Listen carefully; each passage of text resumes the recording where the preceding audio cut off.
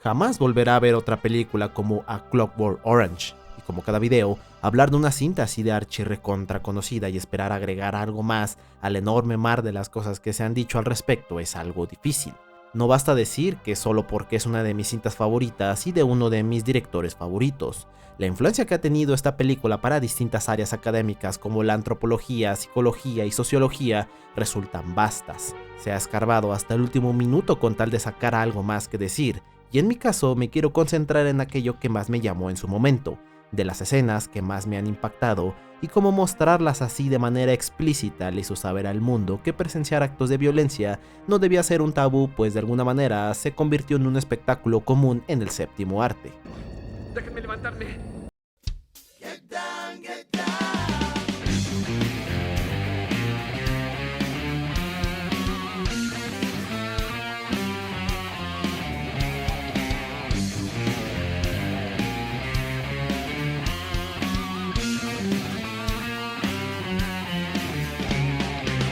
Bueno, es cierto que ya había películas cuya temática principal era la violencia y que evidentemente esta característica se convertiría en su principal gancho para atraer personas a las salas. En 1967 se estrenaría Bonnie and Clyde, una de esas primeras cintas que inauguró una nueva época de cine en Estados Unidos, conocido como el Nuevo Hollywood. La película sigue la historia de la pareja de criminales Bonnie Parker y Clyde Barrow, y que la misma causaría polémica debido a su tratamiento de la violencia, siendo la primera en el país que mostró sin miedo una bastante explícita, pero sobre todo porque sus dos protagonistas no eran la imagen romantizada de criminales, eran un auténtico retrato de la bajeza humana y moralidad de los años 30. En 1968, otro representante que se atrevía a desafiar que se podía mostrar o no en la gran pantalla sería La Noche de los Muertos Vivientes del gran George A. Romero, padre del zombie moderno, y que marcaría una serie de hitos, empezando con que su protagonista, Ben, era un actor afroamericano, una rareza para el Estados Unidos segregacionista de los años 60. Y si bien es cierto que la violencia en esta cinta no es necesariamente gráfica o grotesca, por diversos factores como el bajo presupuesto de la misma, mi razón para nombrarla es debido al tratamiento que le da a la violencia como una herramienta para crear crítica social. Es decir, a diferencia de otras contemporáneas que al final los protagonistas solían sobrevivir y vencer al monstruo de turno, aquí la violencia es imparable e impredecible. Ben, el último superviviente, muere a manos de un grupo de civiles que lo confunden con un zombie, lo que refuerza el mensaje de que la violencia humana es destructiva, pero también sombría y pesimista, sugiriendo que esta, ya sea de naturaleza sobrenatural o humana, no tiene salvación. Curiosamente, los 70 serían los años cuyas películas tenían mucho que decir sobre la violencia y cómo esta empezaba a ser utilizada como espectáculo, a veces mórbido espectáculo. Wes Craven, emblemático director, padre de Freddy Krueger, estrenaría una película de terror dramática conocida como The Last House on the Left, una polémica cinta por su premisa con un enfoque gráfico de violencia, particularmente por incluir torturas y abuso, ya saben de qué tipo. Una película británica no se quedaría atrás, Straw Dogs, que bien abogaba por una violencia como elemento central, es decir, el protagonista, David Sommer, tiene que enfrentar constantes burlas por parte de otros hombres que lo consideran poco varonil e incapaz de realizar tareas asociadas al hombre. Una degradación que establece un ambiente de hostilidad que orilla a un pacífico e inseguro hombre como Sommer a tomar la violencia como una herramienta de escape de quienes lo asedian. Y claro, porque la película también contiene una escena de violación.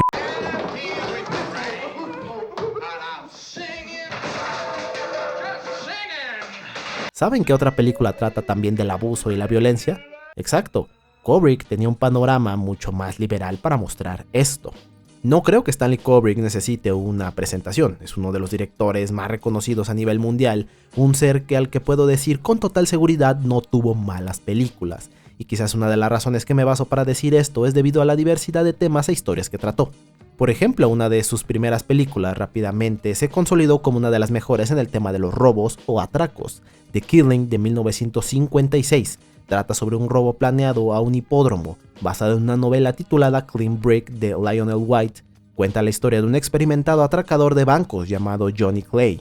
Una de sus características que la hizo destacar fue su atípica dirección no lineal, que cuenta los sucesos del atraco desde diferentes perspectivas. Más tarde se adentraría en el cine bélico por primera vez con Paths of Glory del 57 y 3 años después demostraría estar a la altura para superproducciones de la época del cine épico o Peplum, no sé quién le dice así, como Spartacus, pero también producciones un poco más modestas y no por menos polémicas como Lolita, adaptación de la novela del mismo nombre del escritor Vladimir Nabokov y que habría sido comercializada con el eslogan ¿Cómo lograron hacer una película de Lolita? Una jugada del marketing que creaba expectativa y morbo por igual ante un libro que un par de años atrás escandalizó a los puritanos gringos de la época. Otra más, en 1964 estrenarían Doctor Strangelove o Cómo dejar de preocuparse por la bomba atómica, una sátira que resulta sobre todo una mordaz crítica a la problemática acontecida 2 años atrás, la crisis de los misiles de Cuba, y que Kubrick se atrevería a mostrarla como una comedia negra. Nada mejor que echar unas risas después de que todo el mundo pensó que se iban a morir.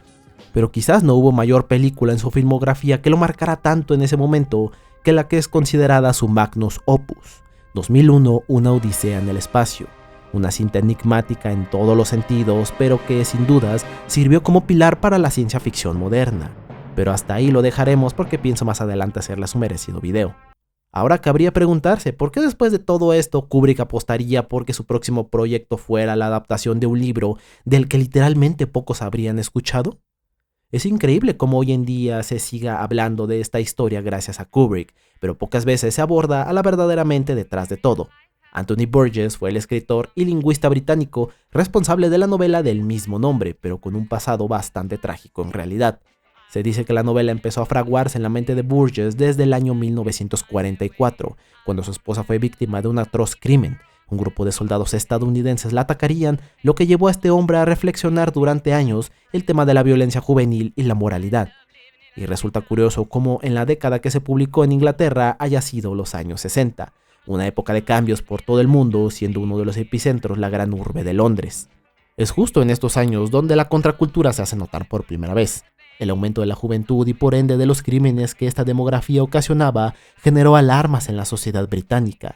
Pandillas como los Rockers o los Teddy Boys se hacían sonar por las calles, vistiendo extravagantes atuendos que reforzaban su afiliación a una banda.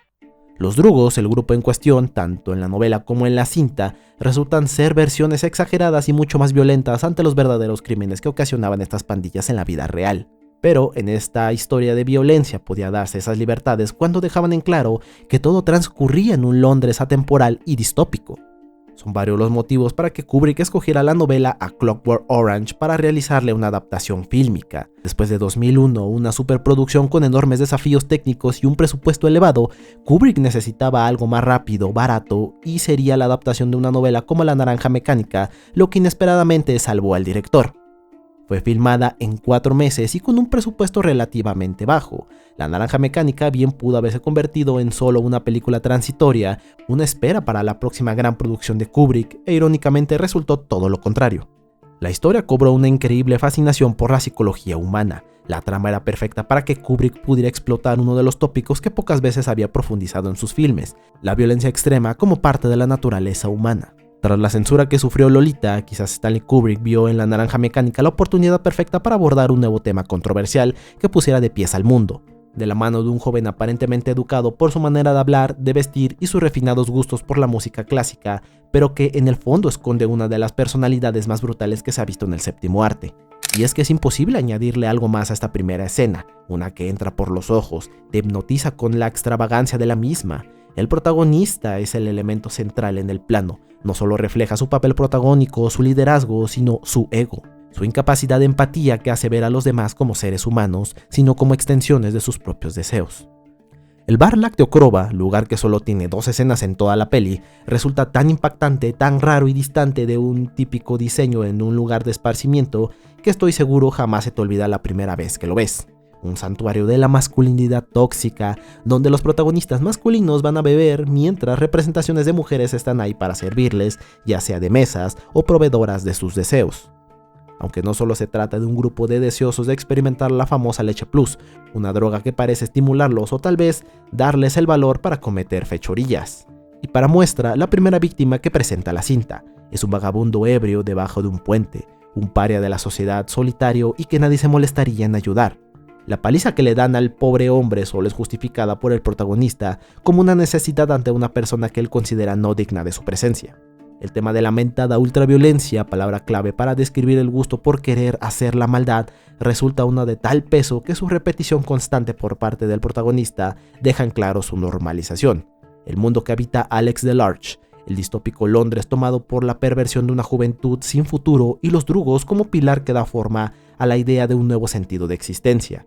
Utilizan el famoso lenguaje Nadsat, y lo digo de esta manera cuando el propio Borges ideó este lenguaje utilizando palabras del ruso que le ayudarán a dar una identidad propia a la forma de hablar de sus personajes. Y a pesar de que el Nadsat bien podría ser un reflejo de la constante evolución de las palabras, no parece dejar nada bueno cuando la civilización ya parece no avanzar. Por ejemplo, Alex y sus drugos se ven envueltos en una pelea callejera con otra banda rival, y el lugar escogido se trata de un abandonado teatro. Quizás una alegoría a la desaparición de la delicadeza del arte. Otro ejemplo, los condominios donde vive Alex también se encuentran mancillados por el paso urbano. El arte en esa película parece convertirse en una extravagancia que aleja al espectador de la distopía presente. Son constantes las imágenes sexuales iconoclastas que rayan la vulgaridad y otras que simplemente intentan exagerar al estilo que ya acontecía en la época, una especie de atom punk o retrofuturismo británico, pero que al final ese también sucumbía al elemento primordial de la cinta, la violencia.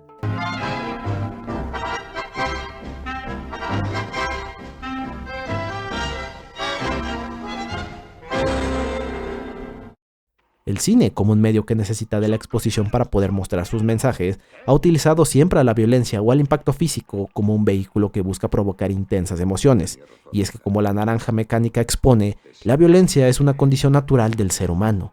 La presencia de la misma no deja indiferente a nadie que la contemple, aunque no siempre con las mismas intenciones artísticas. El cine bélico, cuyo uso indiscriminado de lo mejor que podía hacer Hollywood en la época para emular disparos y explosiones, no tenía otro objetivo más que el de vanagloriar a la guerra.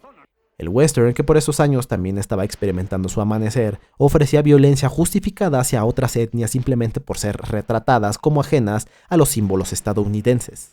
Pero la violencia en la naranja mecánica no parece haberse visto antes en el cine estadounidense, y todo parece resumirse en la famosa, tan famosa que tendré que censurar, escena del asalto a la casa. Esa misma noche en la que pelean con otra banda, los drugos deciden conducir de manera temeraria por la carretera, retando a conductores a quitarse del camino o sufrir las consecuencias. Este acto culmina cuando el cuarteto de criminales deciden disfrazarse, engañar a una mujer y a un hombre para entrar a su casa, hacerla añicos, golpear al pobre hombre y para culmen obligarlo a ver cómo abusan de su mujer. En una última acción que más bien parece a Alex hablándole al espectador que sea consciente del tipo de violencia retorcida que está generando. Y es que luego de un acto tan deplorable, la película sigue sin darle más importancia de la necesaria. A pesar de las fechorías, Alex es tan solo un adolescente que vive con sus padres, quienes, ignorados de lo que hace por las noches, son incapaces de proyectar su autoridad y dejan a su hijo llegar a la hora que quiera, y a la mañana siguiente seguir faltando a la escuela. Y quizás el rasgo más humano que se presencia en Alex en esta primera parte sea su gusto por la música clásica, en especial por la novena sinfonía de Ludwig van Beethoven. Una dualidad entre la personalidad perversa del protagonista y su gusto por lo refinado. Como ya se ha visto, Alex es una persona manipuladora con todos los que lo rodean.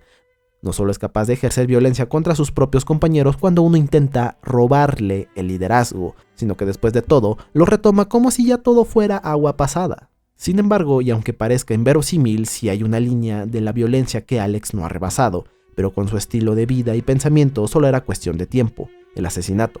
Y esto puede verse mediante el final del primer acto de la película, donde el protagonista se infiltra en la casa de una mujer que vive sola, con excepción de sus cientos de gatos. Aunque no lo parezca, la situación está construida de tal manera que deja en claro que las víctimas favoritas de Alex son siempre mujeres. La casa de la mujer está llena de esculturas fálicas, una interpretación con la cual Kubrick manifiesta su desplazamiento de la pulsión sexual hacia lo violento, siendo Alex quien finaliza a su víctima con la escultura de un miembro masculino. Al usarla como arma, el acto de violencia se carga de un simbolismo sexual, sugiriendo una agresión por la pulsión de vida, así como la pulsión de muerte. ¿Qué estás haciendo aquí, Freud? ¡Largo! Como sea, el simple acto es más que suficiente como para dejar asqueado al protagonista, dejando en claro que él no es un asesino. Disfraza la violencia como un vehículo placentero de sus deseos, pero nunca buscando un fin así. Y una vez este es arrestado, es que puede pensarse que hasta ese momento era Alex el poseedor de la violencia.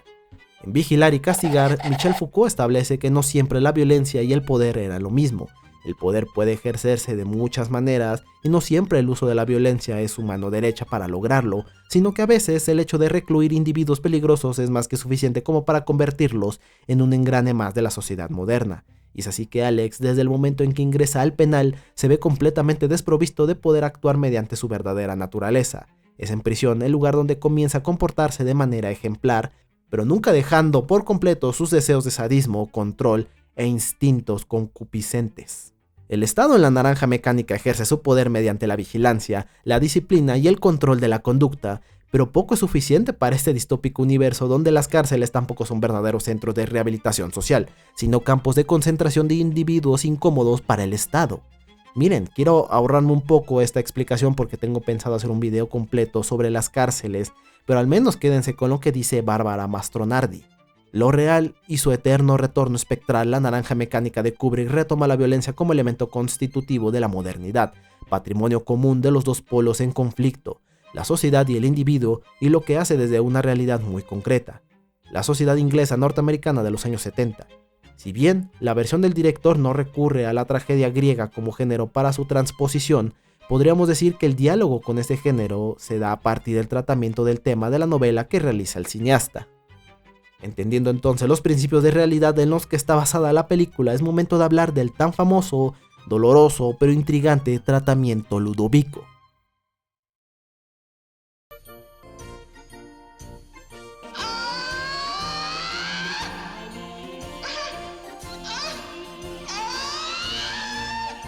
Durante aquella época en Estados Unidos empezaba a hacerse conocido las teorías del condicionamiento clásico y operante, propuestas por sus respectivas fechas por Iván Pavlov y Frederick Skinner. Este tratamiento ficticio consiste en una modificación de la conducta mediante el desarrollo de una versión que a su vez busca reprogramar a criminales y personas violentas para que sientan repulsión ante la violencia.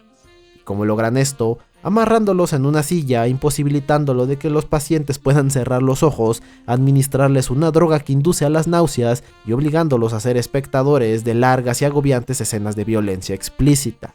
De esta manera recuerda un poco al condicionamiento de Pavlov, donde asocia la violencia al malestar mediante una respuesta física insoportable. El tratamiento Ludovico se convierte entonces en la manifestación de la violencia de Estado, donde este último prefiere adelgazar el aforo de presos mediante métodos aún en fase de experimentación, eliminando su capacidad de poder razonar por sí mismos, de discernir el bien del mal. En una época donde Estados Unidos tenía verdaderos experimentos del terror como el tan mentado MK Ultra, que intentaba instaurar un control mental en sus pacientes, es más que entendible que el lado crítico al que quería llegar Kubrick.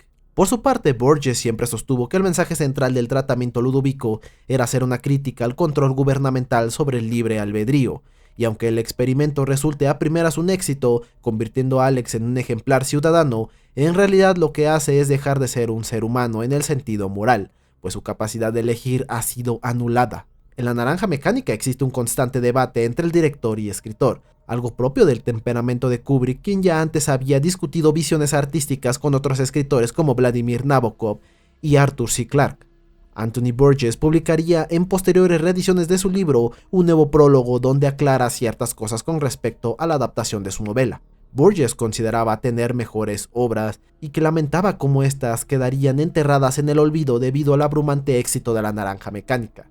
Sin embargo, lo que más lamenta al respecto es la versión que leyó el mismo Kubrick, pues este último habría leído la versión estadounidense que contenía tan solo 20 capítulos, mientras que la original, la británica, tenía un capítulo extra que dejó desprovisto a la peli de ese final diametralmente opuesto a lo que quería Burgess.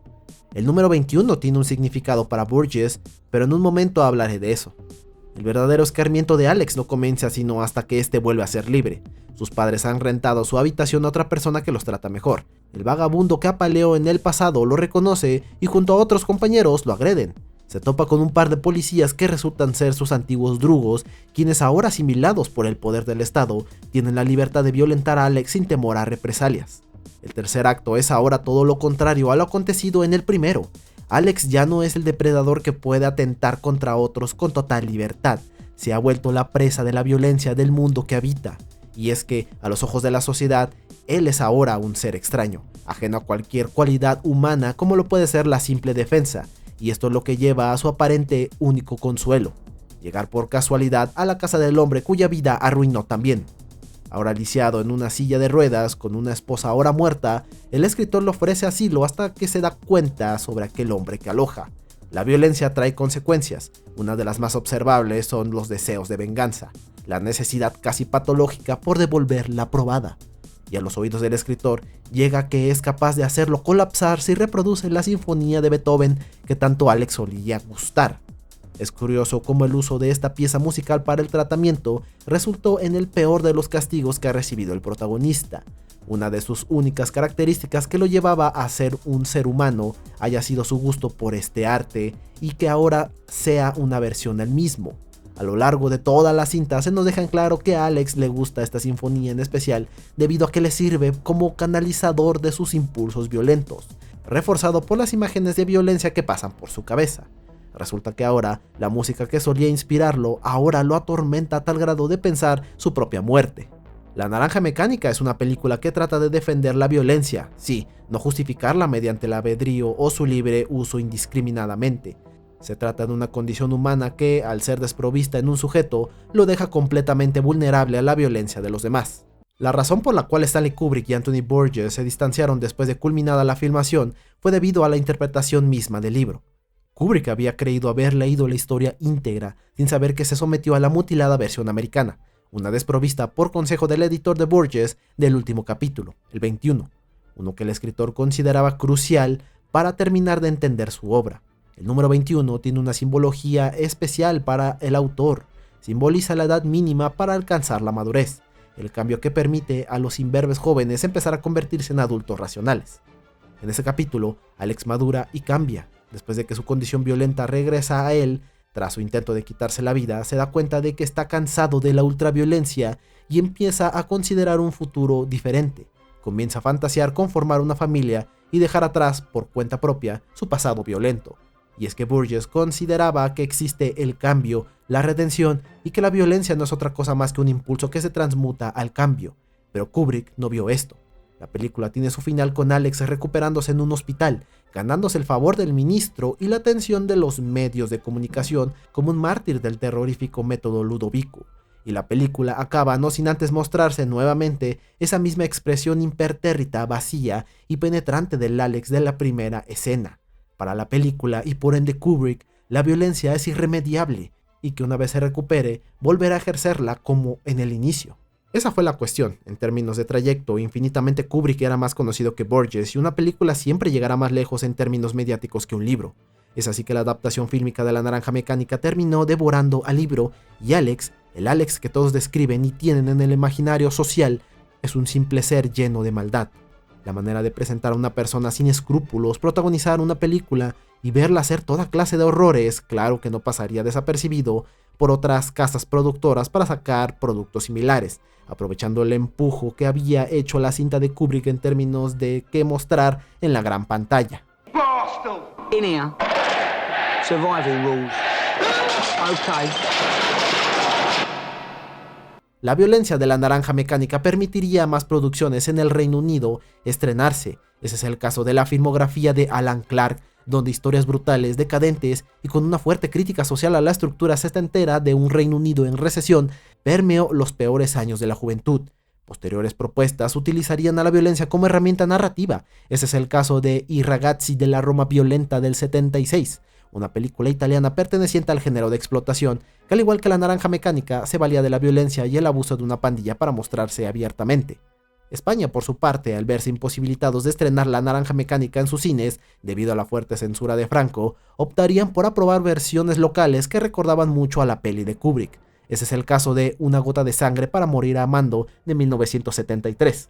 Una cinta que rescata mucho de los recursos que hizo memorable a su análoga británica, pero el tema sobre el uso indiscriminado de la violencia en el séptimo arte empezó a incomodar al Estado. Ese mismo año, los cines británicos solicitaron a Stanley Kubrick retirar la película de las salas. Se trataba de un éxito tan rotundo que se empezaba a rumorear que podría inspirar verdaderos actos de ultraviolencia. La preocupación por la representación de esta última pudiera infundir en los jóvenes un comportamiento antisocial, control social y manipulación. A pesar de la aclamación de la crítica y el éxito internacional, algunos sectores de la sociedad británica y diversos grupos de protesta que abogaban por el conservadurismo, la familia y las buenas costumbres se sintieron profundamente incómodos por la naturaleza de las imágenes.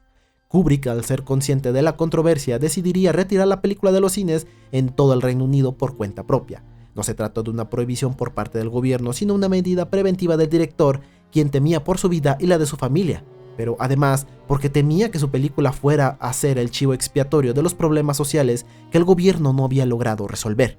La película no volvería a proyectarse en el Reino Unido hasta 1999, año de la muerte de Stanley Kubrick. A pesar de este escándalo, la carrera de Kubrick no se acabaría. Posteriores películas dejarían en claro que su tema con la violencia persistiría, pero quizás no como foco central como alguna vez lo pretendió, para que es considerada por muchos su mejor película.